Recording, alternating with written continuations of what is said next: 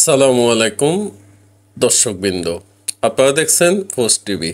আজকের বিশেষ প্রতিবেদনে জানাবো চট্টগ্রাম বিশ্ববিদ্যালয় কেন্দ্রীয় ছাত্র সংসদ চাকসু নির্বাচনে ফলাফল নিয়ে শিক্ষাঙ্গনে তৈরি হওয়া আলোচনার ঝড় সম্পর্কে।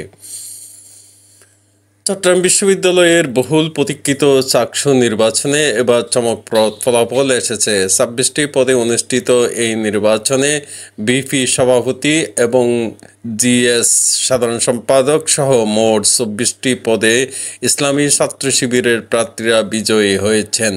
অন্যদিকে এজিএস সহ সাধারণ সম্পাদক এবং সহ ক্রীড়া সম্পাদক পদে বিজয় লাভ করেছেন বাংলাদেশ জাতীয়তাবাদী ছাত্রদল সমর্থিত প্রার্থীরা। বিশ্ববিদ্যালয় প্রাঙ্গণে ফলাফল ঘোষণার পর থেকে উল্লাসে পেটে পড়ে বিজয়ী প্রার্থীদের সমর্থকরা। অন্যদিকে পরাজিত প্যানেলগুলোর পক্ষ থেকে ফলাফল পুনর্গণনার দাবি উঠেছে বলে জানা গেছে। দীর্ঘ এক যুগেরও বেশি সময় পর অনুষ্ঠিত এই নির্বাচনে শিক্ষার্থীদের ব্যাপক উপস্থিতি লক্ষ্য করা গেছে। বিশ্লেষকেরা বলেছেন, এই ফলাফল রাজনীতিতে নতুন ভারসাম্য তৈরি করতে পারে। চট্টগ্রাম বিশ্ববিদ্যালয়ের শিক্ষাঙ্গনে এই নির্বাচন নতুন রাজনৈতিক বাস্তবতা তৈরি করেছে এমন মন্তব্য বিশ্লেষকদের।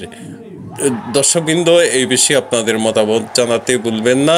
কমেন্ট করুন নিচে এবং সাবস্ক্রাইব করুন পোস্ট টিভির চ্যানেলে। ধন্যবাদ।